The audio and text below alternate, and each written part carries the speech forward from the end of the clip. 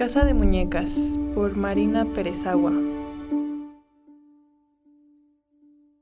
Hoy por hoy, tantos años después, todavía no se sabe con seguridad en qué casa comenzó el prodigio, pero lo cierto es que en poco menos de una semana, una ciudad de 800,000 habitantes se puso patas arriba. Las calles parecían gallineros, se oían voces por todos lados, de todas las intensidades, de oído a oído, de ventana a ventana. Todo el mundo trataba de hacer escuchar su opinión ante un fenómeno tan inverosímil.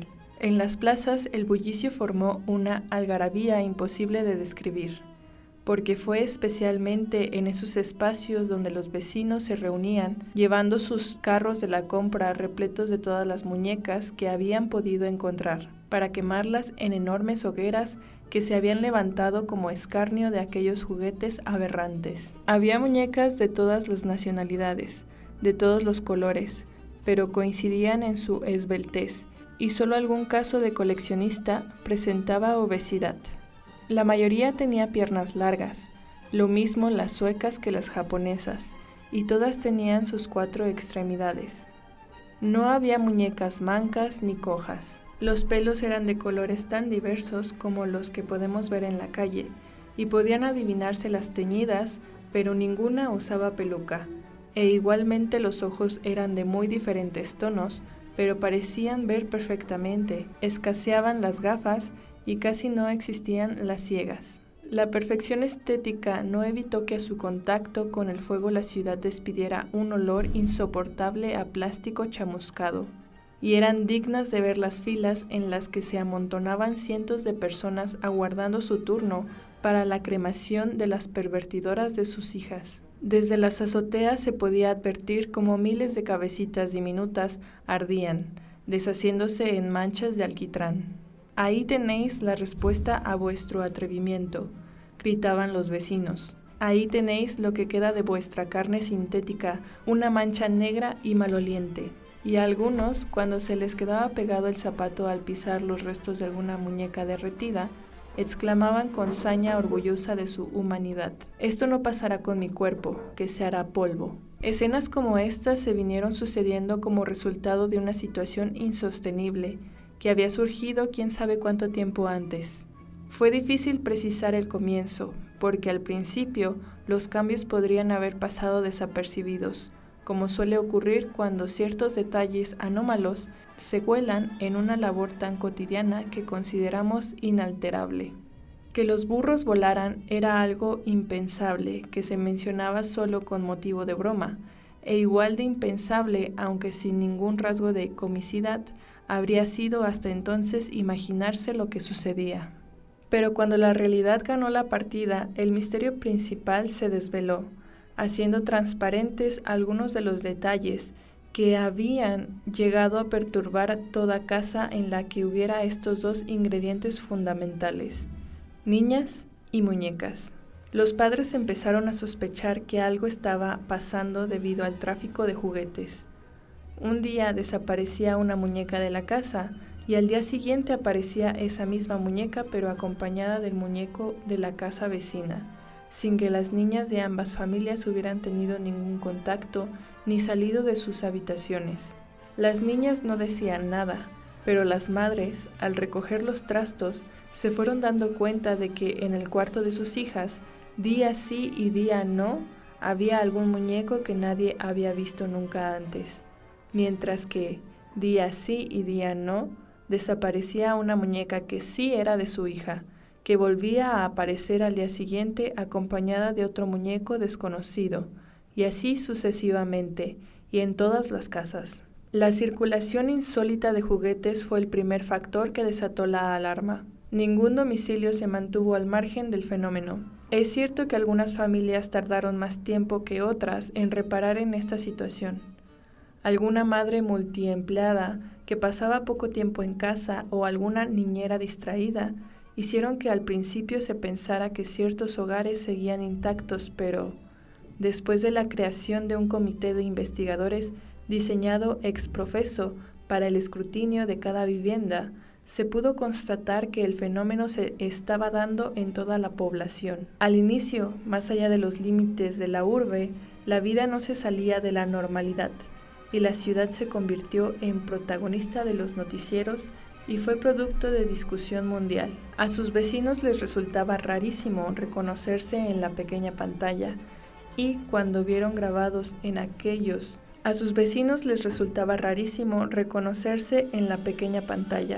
y cuando se vieron grabados en aquellos aspavientos, en aquellas muecas que deformaban sus rostros, empezaron a evitar las cámaras, por lo que los corresponsales trabajaron allí como lo hacían en las trincheras, a la caza furtiva de imágenes que esperaba el resto del país y todos los países. Pero el tráfico de juguetes no era el único factor insólito, y por sí solo no bastaría para explicar la ira con que los padres los arrojaban al fuego.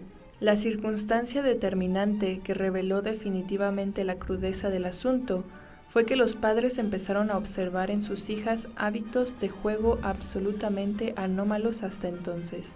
Las niñas, casi siempre menores de 10 años, habían dado un giro radical a sus conductas, de manera gradual pero veloz. En poco tiempo se olvidaron de los bebés de plástico y de cuánto les divertía antes jugar a dar el biberón, o planchar baberos, o preparar las papillas, o mirar cómo sus niños hacían pis por sus conductos de fábrica.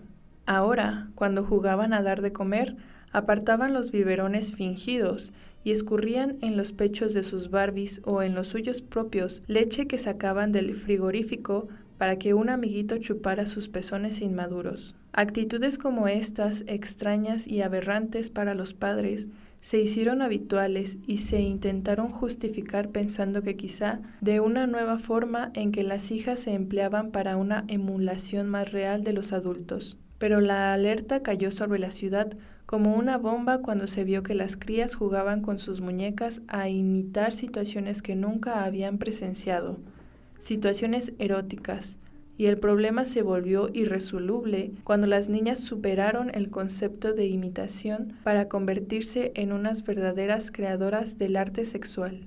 En pocas semanas, los padres llegaron a tener la sensación de estar aprendiendo de los nuevos juegos de sus hijas, que flexionaban sus cuerpos en posiciones fabulosas. ¿Podrá mi pie caber con tanta facilidad en el hueco que deja mi nariz con mi tobillo?, se decía alguno para sus adentros, evocando las formas de su esposa o de alguna amiga. ¿Será posible que mi lengua soporte ese peso con tanta soltura?, pensaba otro. Las impresiones eran terriblemente desagradables, porque, aunque trataban de impedirlo, la imaginación les volaba pensando en la puesta en práctica de todo aquello, y cuanto más útil les parecía, más les atormentaba pensar que sus hijas eran poco menos que unas maestras en el conocimiento de las posibilidades eróticas del cuerpo humano. A muchos aquella idea les quemó por dentro y les hirió como les habría herido una violación. No solo las posturas eran de una originalidad insólita, sino que parecían tan naturales que resultaba difícil pensar que nadie antes las hubiera practicado. Al igual que un esmerado titiritero suda moviendo los hilos de su personaje, desplazándose de un lado a otro con nervio, empleando a veces incluso la boca, haciendo que 10 dedos se muevan como 20, y todo esto para que su marioneta haga apenas una leve inflexión de tobillos y una cabriola pausada en el aire antes de caer de rodillas como una pluma. Así se veían los padres hasta entonces, pobres titiriteros que sin embargo vaciaban sus energías en esfuerzos que no lograban traducir en el placer exquisito de lo más simple. Por el contrario, hilos transparentes parecían mover a niñas y muñecas, que se guiaban según las reglas de una naturaleza matemáticamente perfecta. Los nuevos juegos empezaron a advertirse también en las escuelas, y se dilataron tanto que las horas de clase se perdieron entre recreos. Al principio los gestos sexuales no se salían de los límites de la ilusión. Los juguetes eran los únicos protagonistas, pero después las niñas acudieron a sus compañeros de clase para poner en funcionamiento lo que, jugando, ya habían ensayado. En sus relaciones no hubo ya manco, ni ciego, ni gordo que se abstuviera del juego o del sexo, y a todos por igual les llegaba la oportunidad de unirse a otro cuerpo. Así en silla de ruedas como sobre patines, todos los niños se veían acoplados como en un puzzle impecable. Muchos profesores cayeron en un estado depresivo grave, aterrados ante la situación y desbordados por la incapacidad de controlar la intimidad de tanta criatura. La mayoría de ellos dejó de ir al trabajo. Se cerraron las escuelas y se anunció en todos los medios de comunicación la necesidad de una vigilancia permanente de los pequeños en sus casas. Fue entonces cuando los padres, abuelos, tíos empezaron a prender hogueras por toda la ciudad, para aniquilar hasta la última muñeca, pues fueron ellas, sin duda, las que habían pervertido a sus niñas. En las iglesias se sustituyeron los cirios por los cuerpos de las muñecas más blancas, que ardían día y noche ante abuelas que, arrodilladas, rezaban sus plegarias con una única voluntad: que sus nietas recuperaran la inocencia. Ni oraciones, ni hogueras, ni extrema vigilancia hicieron posible la recuperación del estado anterior de las familias. Cuando esto estuvo claro, se intentaron tomar medidas para aislar a la ciudad y que el fenómeno no sobrepasara sus límites. Se cortaron todo tipo de comunicaciones y se establecieron vallas de alta seguridad en todo su perímetro. Pero cualquier esfuerzo fue en vano, porque el prodigio acabó extendiéndose y la caza de muñecas se generalizó en todo el país. La gente en masa las ajusticiaba, algunos las clavaban en el suelo para que la muchedumbre las lapidara.